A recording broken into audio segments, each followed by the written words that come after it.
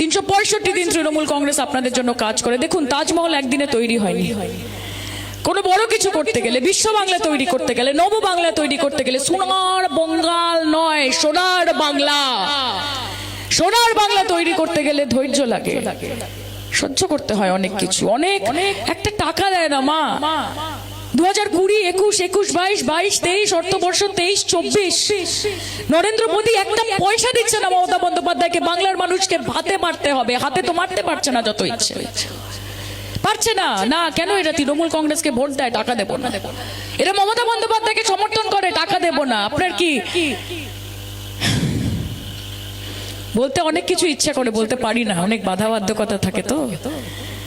আর তার উপর বলছে বলো, বলছে বলো কি আছে, ये मन की बात है ना भाई, मन की बात है ना।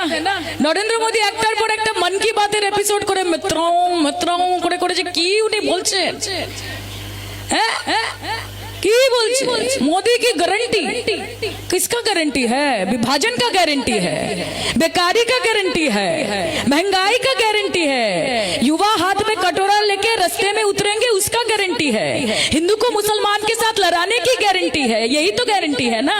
भूखे मरेंगे उसकी गारंटी है, अमीरों को अमीर बनाने की गारंटी है और गरीबों को गरीब बनाने की गारंटी है। ये है मोदी की गारंटी। ठीक बोलेছি কিনা মা? বলো। তোমার শৌকতটা দারুণ কথা বলেছে, আমার শুনে আমার একটা কথা মনে পড়ে গেছে যে 40 টাকা তেলাপিয়া, তার আবার ফিশ ফ্রাই। হ্যাঁ, আর এখানে যখন 2021-এর নির্বাচনের আগে আপনারা দেখেছেন সব প্রাইভেট জেট দেখে দেখে আর একেবারে হেলিকপ্টার দেখে দেখে একেবারে ধরে রাখতে পারছে না নিজেদেরকে। এদিক থেকে ওদিক, ওদিক থেকে জোড়া ফুল থেকে পদ্ম ফুল, পদ্ম ফুল থেকে অন্য ফুল, তার থেকে অন্য ফুল, এবারে মানে বোঝা যাচ্ছে না। তাদের তখন বাপ দেখেনি, ছাগল ছেলে মুরগি থেকে পাগল অবস্থা। ভাবছি সাবাস, মমতাদির সাথে হাঁটতে হলে তো আমাদেরকে পায়ে হেঁটে কষ্ট হবে, বিজেপির সাথে হাঁটলে তো একেবারে প্লেনে চড়ে ঘুরে বেড়াবো, উড়ান খটোলা। হ্যাঁ, মোদি কি গ্যারেন্টি হ্যাঁ? ইলেকশনের আগে এসে এসে বড় বড় কথা, তুমি যে আমার, তুমি যে আমার, কানে কানে শুধু একবার বলো তুমি যে আমার, কখো না প্যার হ্যাঁ, কখো না প্যার হ্যাঁ। ইলেকশনের আগে আর ইলেকশনের পরে আপনারা গিয়ে গিয়ে রাস্তায় খুঁজে বেড়াচ্ছেন।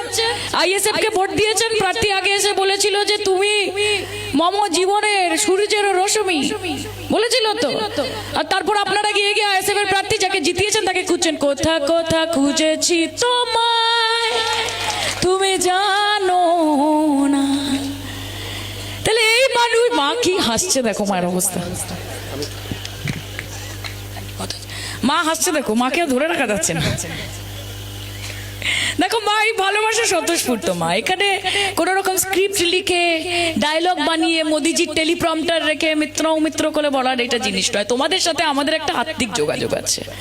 আমরা হৃদয়ের অন্তরের অন্তঃস্থল থেকে প্রাণগঞ্জে এসে প্রাণের কথা বলছি তোমাদের সাথে। বাংলার মা মাটি মানুষের জন্য আমাদের যে দায়বদ্ধতা, তার থেকে বড় দায়বদ্ধতা আর কিছু হতে পারে না।